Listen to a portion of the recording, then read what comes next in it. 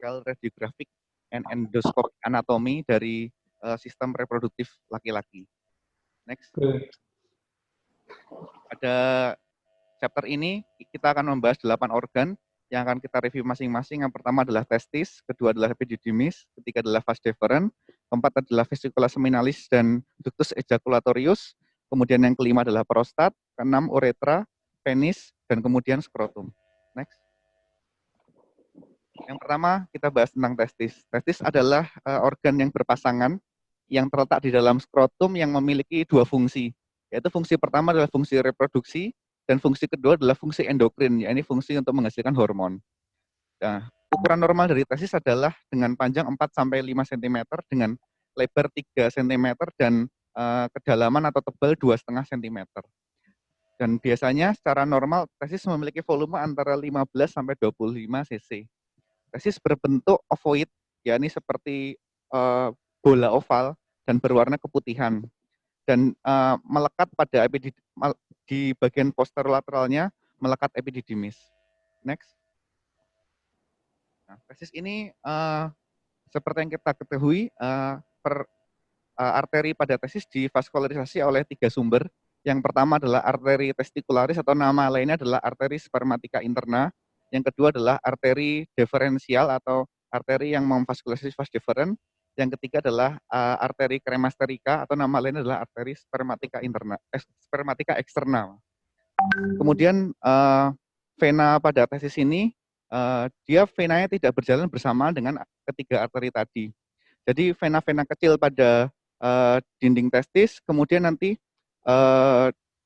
dia akan bergabung menuju ke mediastinum testis dan permukaan testis membentuk suatu plexus yang kita sebut plexus pampiniformis. Kemudian limfonodi pada testis ini dia akan berujung atau terdrainase ke limfonodi para-aortika dan limfonodi interaortokafal. Kemudian untuk persarafan testis, kita bagi dua persarafan testis, persarafan visceral dan persarafan somatik. Untuk persarafan visceral testis, dia dipersarafi oleh plexus aorticus dan plexus renalis. Kemudian untuk yang somatik, dipersarafi oleh nervus genitofemoralis cabang genital. Di sini adalah gambaran dari anatomi testis yang kita lihat di sini bahwa seperti yang tadi kita bahas, arteri utama testis terdiri dari 3 arteri.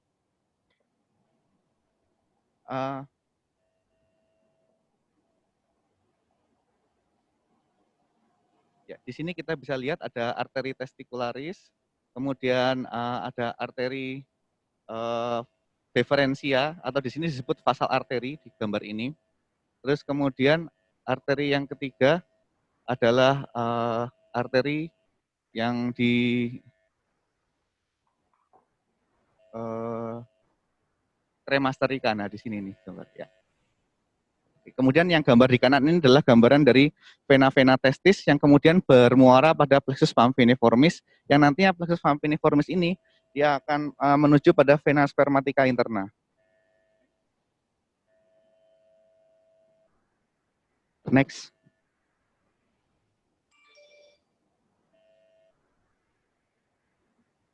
Baik, untuk pencitraan pada testis kita bisa menggunakan 2 modalitas yang ada. Yang pertama adalah modalitas USG. Pada USG biasanya gambaran testis adalah baik seragam ekostrukturnya, kemudian ekostrukturnya ada pada tingkat medium, jadi tidak terlalu hiper maupun hipoekoik. Dan biasanya pada USG testis ukuran normal yang dapat dideteksi adalah kurang lebih 5 kali 3 kali 2 cm. Sedangkan untuk peranan MRI biasanya hanya kita gunakan jika memang secara ultrasonografi tidak dapat kita tentukan apakah massa tersebut massa yang intratestikular maupun ekstratestikular atau massa-massa yang meragukan apakah massa tersebut solid atau kistik. Namun biasanya untuk membedakan kedua jenis massa ini bisa kita lakukan dengan screening atau penapisan dari ultrasonografi.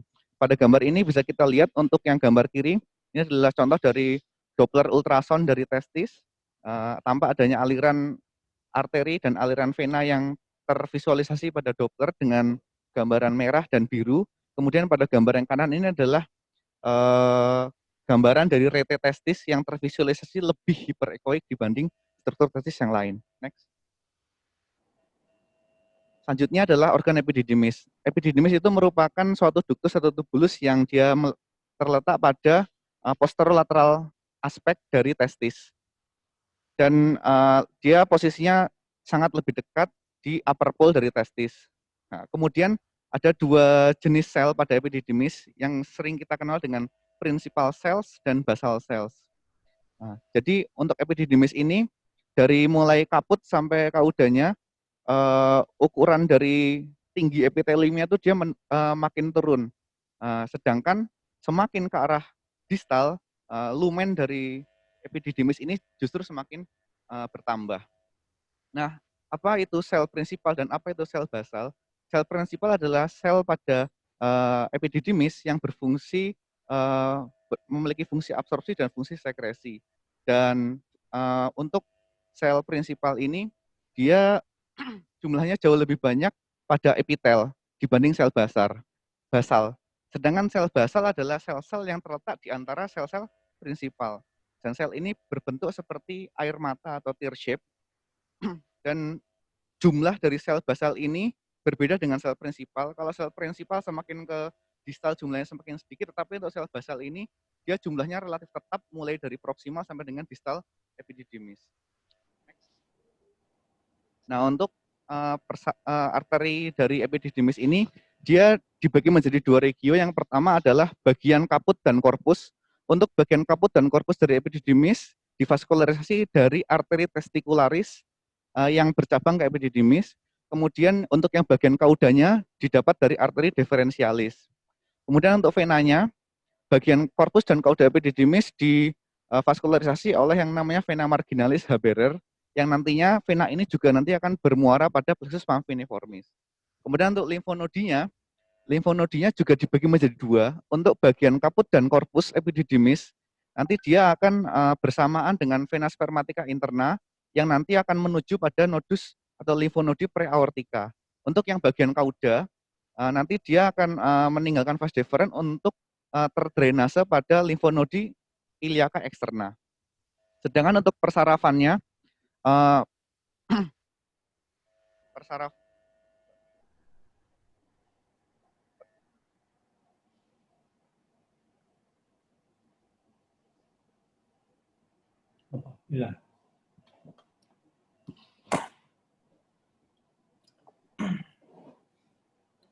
untuk bagian persarafan dari epididymis adalah didapatkan dari bagian atas dari plexus hypogastricus dan plexus pelvicus yang nantinya akan bercabang lagi menjadi nervus spermatica inferior dan nervus spermatica intermediate. Next. Ini adalah bagian dari testis. Kita bisa lihat di sini bahwa testis dan epididymis merupakan satu struktural yang nantinya pada kita lihat struktur terkecil di sini adalah tubulus seminiferus. Tubulus seminiferus ini nanti akan berkelok-kelok menuju ke mediastinum testis, kemudian dari mediastinum testis dia akan menuju ke kaput epididymis, kemudian ke epididymis dan nanti ke vas deferens. Next. Ya, ini adalah gambaran ultrasonografi dari kaput epididymis. Harusnya pada gambaran ultrasonografi epididymis lebih terlihat hiperekoik atau bisa juga isoekoik jika dibandingkan dengan testis. Nah, untuk normal kaput epididymis itu biasanya berukuran sekitar 10 mm sampai 12 mm. Sedangkan untuk korpusnya antara 2 sampai 5 mm. Next. Selanjutnya adalah organ vas deferens. Vas deferens ini nama lainnya adalah ductus deferens yang dia mulai dihitung atau mulai kita anggap vas deferens adalah ketika sudah berada pada distal end dari kauda epididymis. Nah, vas deferens ini pada part-part awal yaitu sekitar 2-3 cm meninggalkan epididymis, dia berbentuk berkelok-kelok. Dan kalau vas deferens ini kita bentangkan ke satu garis lurus, dia kira-kira panjangnya antara 30 sampai 35 cm. Nah, Vas deferens ini dia berjalan pada bagian posterior dari spermatic cord dan dia berada pada bagian belakang dari arteri maupun vena spermatica. Dan vas deferens ini ketika dia masuk ke kanalis inguinalis, dia masuk ke pelvis di bagian lateral dari pembuluh darah epigastrik. Nah, menurut Lick et al. Tahun 1978, vas deferens ini kita dibagi menjadi 5 regio. Nah, regio pertama adalah, atau segmen pertama adalah segmen epididymis, di mana segmen didymis ini tidak memiliki sheath atau tidak memiliki pembungkus. Kemudian segmen kedua adalah segmen skrotal atau segmen skrotum.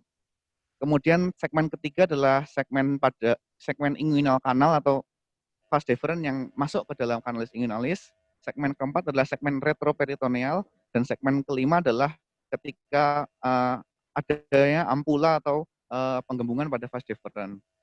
Dan lumen dari vas deferens ini rentangnya bervariasi antara 0,2 sampai 0,7 mm tergantung pada segmennya. Bagian luar dari vas deferens ini juga bervariasi antara 1,5 sampai 2,7 mm. Next. Untuk vaskularisasi dari vas deferens ini dia didapat dari arteri deferentialis yang merupakan cabang dari arteri vesicalis superior. Kemudian untuk venanya, vena dari vas deferens ini bermuara pada vena deferentialis yang nantinya juga akan berujung pada plexus pampiniformis. Untuk limfonodinya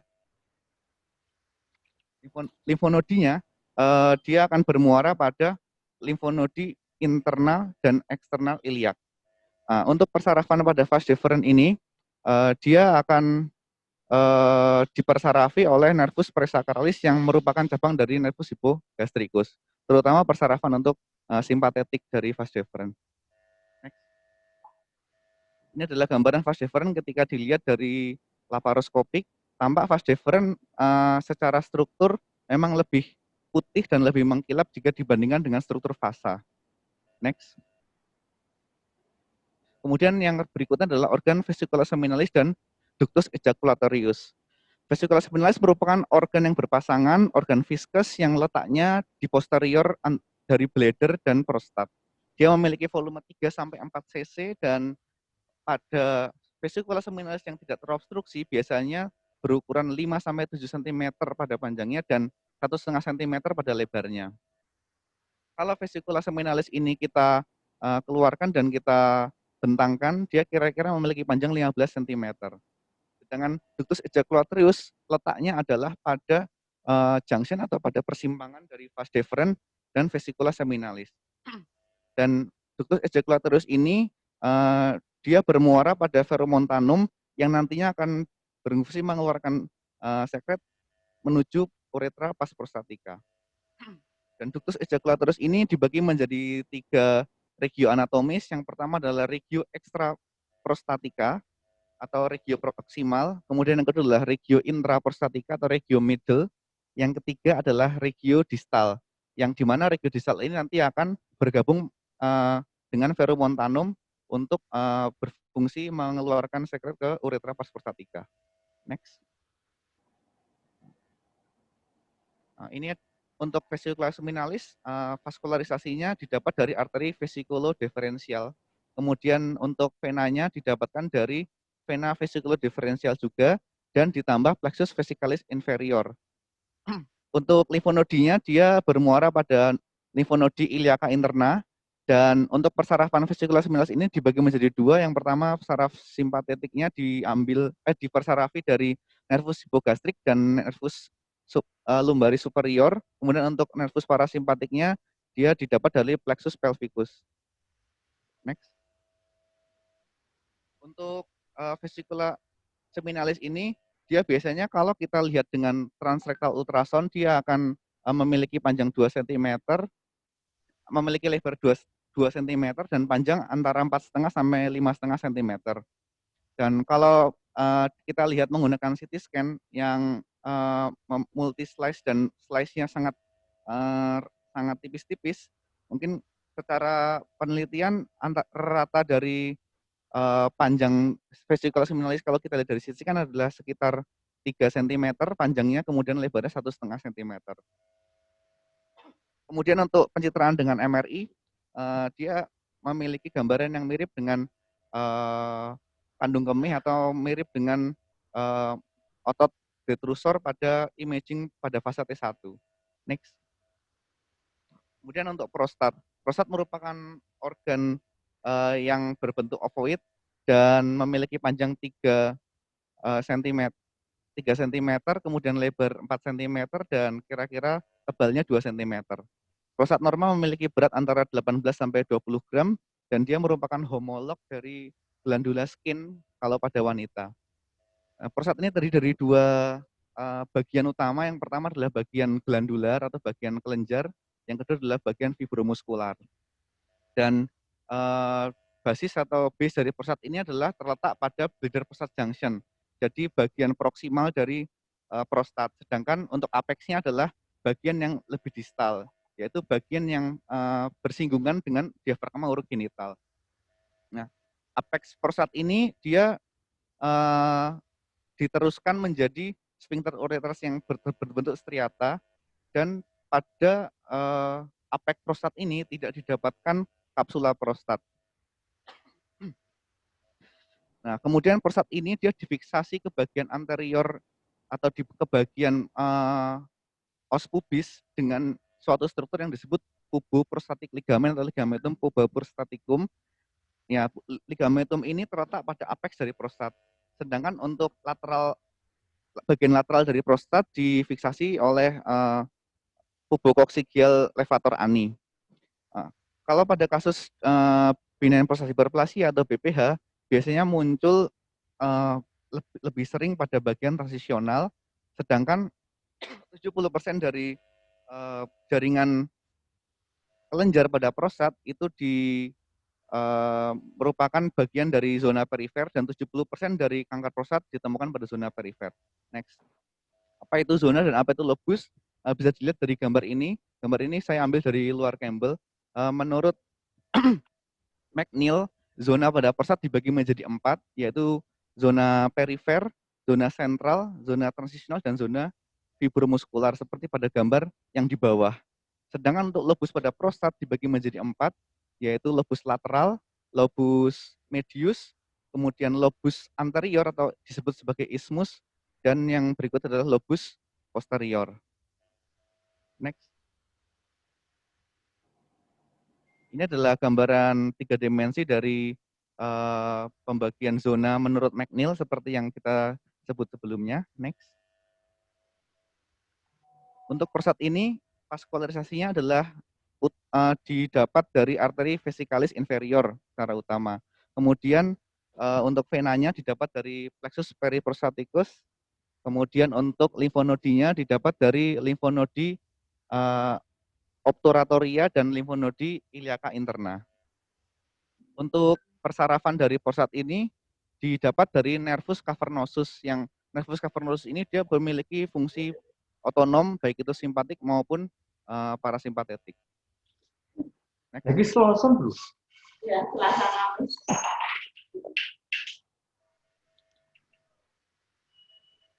Untuk transrektal ultrasound pada prostat biasanya kita lakukan untuk beberapa indikasi. Ada 5 indikasi yang sering digunakan untuk menjadi dasar dilakukannya transrektal ultrasound. Yang pertama adalah untuk menilai volume prostat. Yang kedua adalah untuk menilai adanya abnormalitas secara vokal pada prostat, secara lebih detailnya per zona misalnya. Kemudian pada kasus-kasus infertilitas yang curigaan adalah obstruktif. Yang selanjutnya adalah ketika kita melakukan biopsi prostat yang di-guiding dengan USG. Pada gambaran prostat normal seharusnya berbentuk seperti steeple gray, memiliki struktur yang homogen. Biasanya untuk melakukan ultrasound pada prostat ini kita menggunakan probe yang frekuensi 6 sampai 8 MHz. Pasien biasanya dilakukan USG transrektal menggunakan 2 posisi, bisa menggunakan posisi lateral decubitus atau posisi dorsal litotomy. Dan kemudian probe dari transrektal ultrasound ini dimasukkan di atas dari anal verge. Nantinya akan muncul gambaran seperti pada gambar kanan atas itu. dari gambar itu juga dapat kita perkirakan volume prostat menggunakan rumus elipsoid oval atau rumus bola, yakni 4/3 kali pi kali panjang kali lebar dan kali tinggi. Sedangkan untuk pencitraan pada MRI juga bisa kita lakukan untuk menilai prostat, dan biasanya zona anatomi dari prostat itu dapat kita dapatkan gambaran dengan detail pada gambaran T2, seperti gambar pada kanan bawah. Next. Selanjutnya yang kita bahas adalah organ uretra. Uretra normal memiliki diameter antara 8 sampai 9 mm, dan secara keseluruhan epitelium dari uretra adalah sifatnya transisional atau transisional epitelium. Tetapi uretral epitelium ini dia akan berubah menjadi squamous ketika dia masuk ke dalam bagian glans penis. Nah, pada uretra ini terdapat juga suatu kelenjar yang disebut glandula Litter yang terletak pada submukosa dari uretra, dan nanti glandula ini akan bermuara pada lumen uretra. Secara garis besar uretra dapat kita bagi menjadi dua, yakni uretra posterior dan uretra anterior. Uretra posterior memiliki panjang kurang lebih 4 cm dan berada pada pelvis sampai dengan korpus proksimal dari corpus spongiosum. Posterior uretra ini dibagi lagi menjadi tiga. Yang pertama adalah pars bladder neck atau pars prostatica, kemudian yang kedua adalah pars prostatica, yang ketiga adalah pars membranacea. Sedangkan untuk yang anterior uretra, dia memiliki panjang kira-kira 16 cm dan dia dihitung mulai dari penis distalnya dan kemudian perineum pada proksimalnya. Dia terdiri dari tiga pars. Yang pertama adalah pars bulbosa, kemudian yang kedua adalah pars pendulosa atau pineal uretra, yang ketiga adalah fossa navicularis.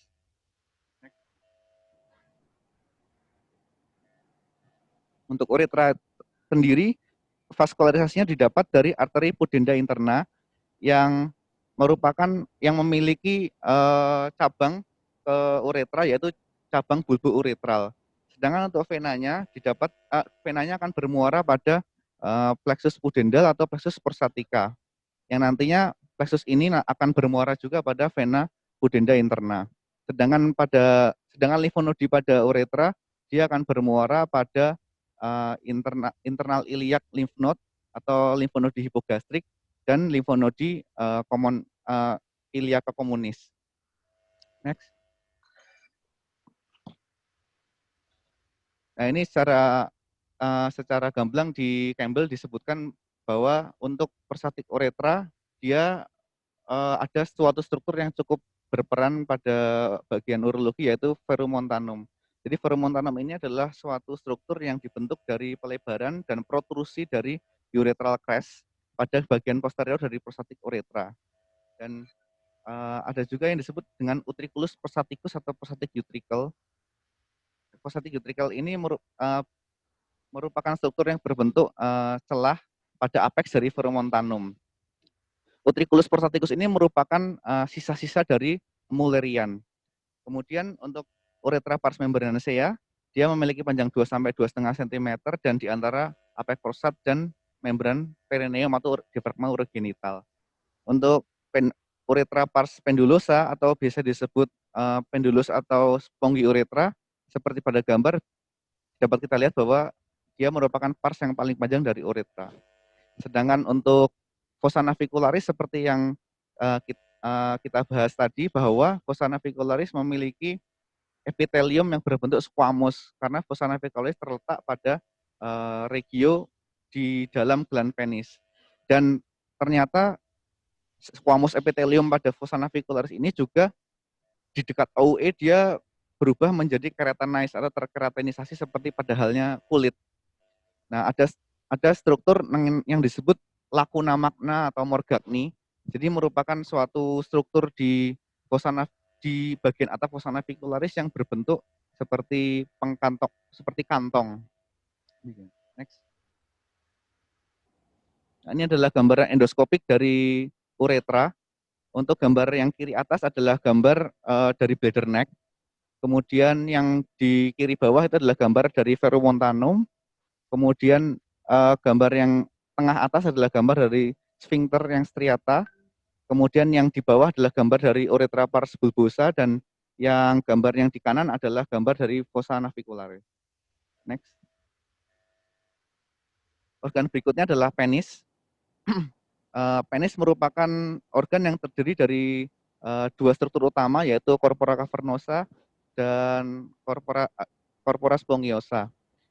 Corpora cavernosa merupakan bagian yang berperan dalam proses ereksi atau disebut sebagai erectile bodies, dan nanti dia akan memanjang ke proksimal membentuk crus penis, dan crus penis ini dia akan melekat pada arcus pubicus. Nah, kemudian untuk corpus spongiosum dia akan terekstensi keluar menjadi gland penis. Next. Untuk penis ini vaskularitasnya didapat dari ada dua sistem. Yang pertama adalah sistem yang superficial, yang kedua sistem yang profundal atau sistem yang dalam. Untuk sistem yang superficial dia didapat dari arteri pudenda externa, sedangkan untuk sistem yang dalam atau profundal didapat dari arteri pudenda interna.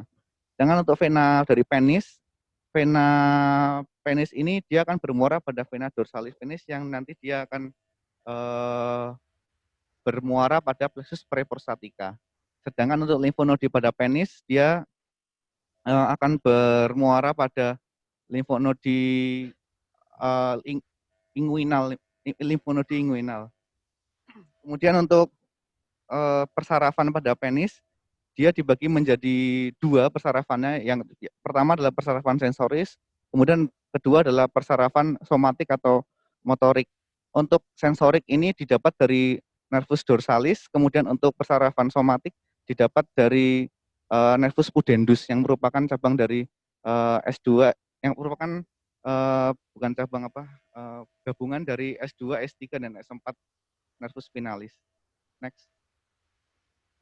Ini adalah potongan melintang dari penis. Dapat kita lihat bahwa secara histologis struktur penis dari luar ke dalam adalah yang pertama kita lihat adanya kulit, kemudian yang kedua adalah fascia dartos atau fascia superficial, kemudian yang di dalamnya lagi adalah fascia bak atau fascia deep, kemudian di dalamnya adalah tunica albuginea, dan di dalamnya sudah kita dapatkan corpora cavernosa dan corpora spongiosa. Next. Ini adalah persarafan dan vaskularisasi dari penis jika kita lihat dari bagian posterior. Next. Ini adalah gambaran MRI dari penis. Tampak untuk CC itu adalah corpora cavernosa, sedangkan CS itu adalah corpora spongiosa. Next. Organ yang terakhir adalah organ skrotum. Jadi skrotum ini adalah sebenarnya adalah suatu kantong yang terdiri dari scrotal skin. Scrotal skin atau kulit skrotum ini dia merupakan kulit yang khas karena kulitnya ini memiliki rambut terpigmentasi kuat, jadi biasanya lebih gelap dari kulit yang lain, dan memiliki glandula sebasea dan glandula sudorifera yang dominan. Dan pada kulit skrotum ini tidak didapatkan adanya lemak atau minimal sekali terdapat jaringan lemak. Untuk otot polos pada fascia dartos yang berada di bawah kulit skrotum ini, dia diteruskan menjadi poles, scarpa, dan dartos fascia pada penis. Dan pada skrotum ada suatu struktur yang kita sebut sebagai median rave. Median rave ini mulai menjalar atau mulai ada pada meatus uretra sampai dengan anus. Dan di bawah dari rave itu atau di perfunda dari rave itu ada suatu septum pada skrotum yang membagi septum menjadi dua kompartemen, yang masing-masing kompartemen terdiri dari satu testis. Next. Ini adalah potongan melintang dari testis. Dapat kita lihat bahwa dari luar ke dalam struktur testis yang pertama adalah adanya kulit, kemudian adanya tunica dartos, kemudian adanya fascia spermatica externa yang nanti di dalamnya ada musculus cremastericus atau nama lainnya adalah fascia spermatica media. Kemudian di dalamnya lagi adalah fascia spermatica interna, dan kemudian di dalamnya langsung kita dapatkan testis dan epididymis. Next. Untuk skrotum sendiri, vaskularisasinya kita dapat dari arteri-arteri kecil yang berada pada ruginya, jadi sejajar pada ruginya. Kemudian untuk venanya, dia bermuara pada vena pudenda externa. Untuk limfonodinya, dia akan bermuara pada limfonodi inguinalis superficialis pada sisi yang ipsilateral dari skrotum. Kemudian untuk persarafannya didapat dari persarafan dari nervus ilioinguinal dan nervus genitofemoralis. Next. Demikian dokter presentasi Campbell reading dari kami. Mohon asupannya. Terima kasih. Assalamualaikum warahmatullahi wabarakatuh.